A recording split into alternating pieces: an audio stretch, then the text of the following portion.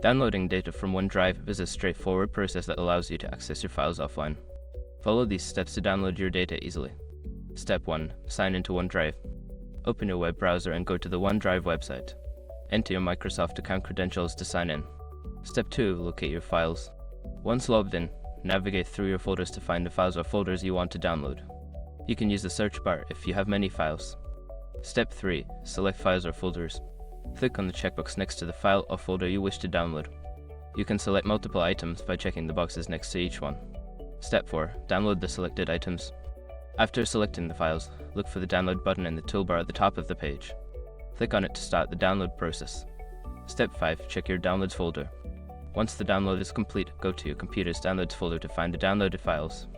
You can now access them offline. By following these steps, you can easily download your data from OneDrive. Enjoy accessing your files anytime, anywhere.